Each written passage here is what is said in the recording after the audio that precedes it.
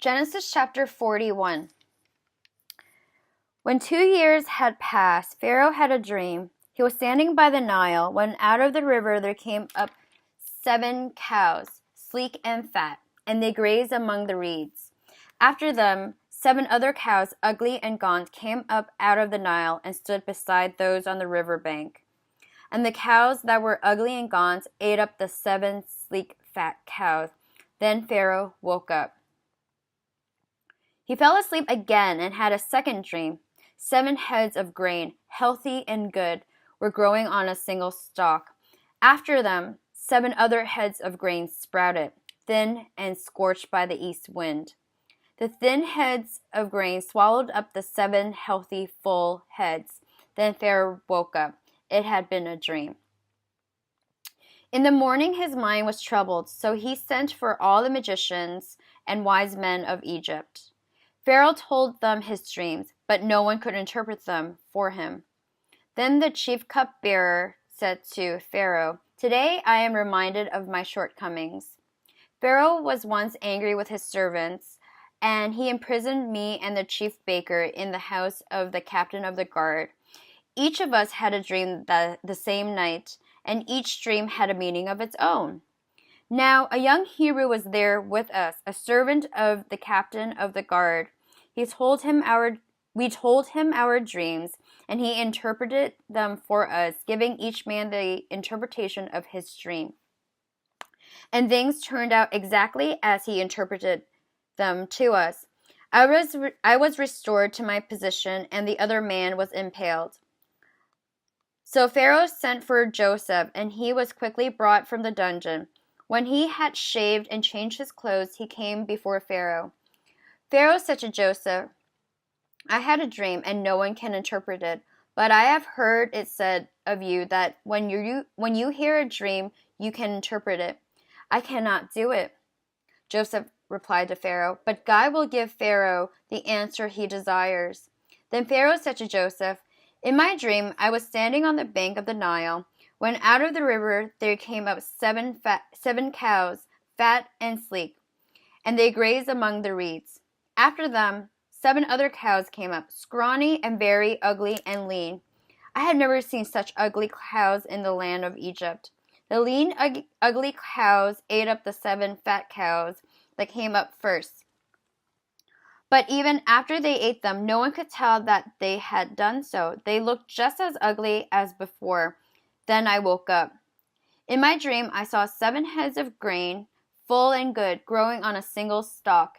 After them, 7 other heads sprouted, withered and thinned and scorched by the east wind. The thin heads of grain swallowed up the 7 good heads. I told this to the magicians, but none of them could explain it to me." Then Joseph said to Pharaoh, "The dreams of Pharaoh are one and the same, and God has revealed to Pharaoh what he is about to do. The 7 good cows are 7 years. The 7 good heads of grains are 7 years. It is one in the same dream.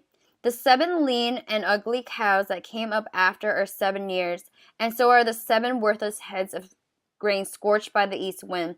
They are 7 years of famine." It is just as I said to Pharaoh. God has shown Pharaoh what he is about to do. 7 years of great abundance are coming throughout the land of Egypt, but 7 years of famine will follow them. Then all the abundance in Egypt will be forgotten, and the famine will ravage the land. The abundance in the land will not be remembered, because the famine that follows it will be so severe. The reason the dream was given to Pharaoh in 2 forms is that the matter has been firmly decided by God, and God will do it soon. And now let Pharaoh look for the discerning and the wise men, and put him in charge of the land of Egypt.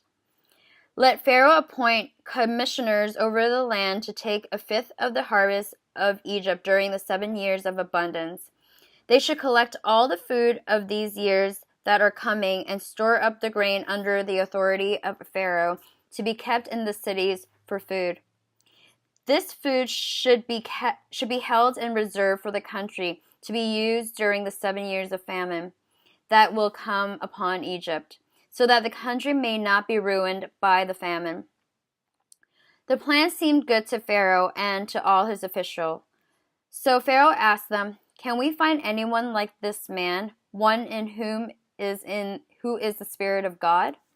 Then Pharaoh said to Joseph, "Since God has made all this known to you, there is no one so discerning and wise as you. You shall be in charge of my palace, and all my people are to submit to your orders. Only with respect to the throne will I be greater than you."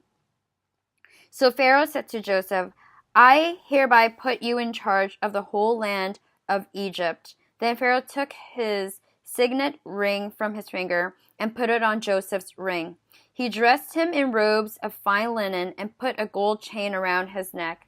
He had him ride in a chariot as his second in command, and people shout before him, "Make way!"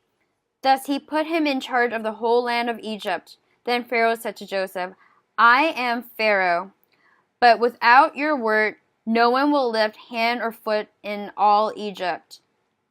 Pharaoh gave Joseph the name Zaphenath-Paneah and gave him Esther, daughter of Poti-Pherah, priest of On, to be his wife. And Joseph went throughout the land of Egypt. Joseph was 30 years old when he entered the service of Pharaoh, king of Egypt. And Joseph went out from Pharaoh's presence and traveled throughout Egypt. During the 7 years of abundance, the land produced plentifully. Joseph collected all the food produced in those 7 years of abundance in Egypt and stored it in the cities. In each city, he put the food grown in the fields surrounding it. Joseph stored up huge quantity of grain, like the sand of the sea. It was so much that he stopped keeping records because it was beyond measure. Before the years of famine came, 2 sons were born to Joseph by Asenath, daughter of Poti-Pherah, priest of On. Joseph named his firstborn Manasseh and said, "It is because God has made me forget all my trouble and all my father's household." The second son he named Ephraim and said, "It is because God has made me fruitful in the land of my suffering." The 7 years of abundance in Egypt came to an end, and the 7 years of famine began, just as Joseph had said. There was famine in all the other lands, but in the whole land of Egypt there was food. When all Egypt began to feel the famine, the people cried to Pharaoh for food.